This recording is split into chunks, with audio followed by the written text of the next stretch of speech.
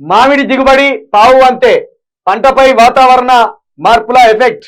చెరగొట్టు వానలు, ఈదురగాలతో దెబ్బతింటున్న పంట దిగుబడి తగ్గుతుందని రైతుల్లో ఆందోళన.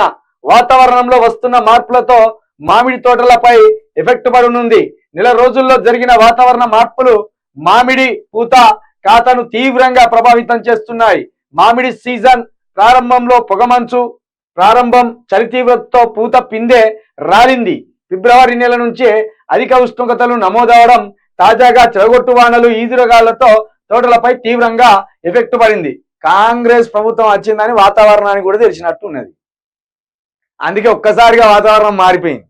ఈ మార్చిల వర్షాలు కొట్టుడైందా? చెడగొట్టు వానలు కాదు ఇవి. రేవంత్ రెడ్డి వచ్చిండు, నీళ్ళని బంద్ పెట్టిండు, పొలాలనన్నా తడపాలనుకునేదేమో వర్షం. వర్ణదేవుడు అంటారు కదా, వర్ణదేవుడు అక్కడ మేఘాల నుండి చూసి అయ్యో ఈ పాపప్పుడు వచ్చిన ఒక్క వర్షం లేక వరి పంటలన్నీ నాశనం అవుతున్నాయి, ఒక్కసారి పలకరించిపోదాము, ఒక్కసారి కురిచి ఈ పంటలను తడుపుదాము అనుకోవచ్చు. కానీ వర్ణదేవుడు ఏ టైంకి రావాలో గా టైంకి రావాలి. ఇప్పుడు మార్చి వచ్చే వరకు పండిన పంటలు మామిడి తోటలు ఆగమవుతాయి. కాబట్టి వాతావరణంలో మార్పులు కాదు ఇవి, కాంగ్రెస్ వాతావరణం మార్పులు ఇవి. కాంగ్రెస్ ఎప్పుడైతే రాష్ట్రంలో అడుగుపెట్టిందో ఎక్కడికక్కడికి అన్ని మార్పులు మారిపోయినాయి.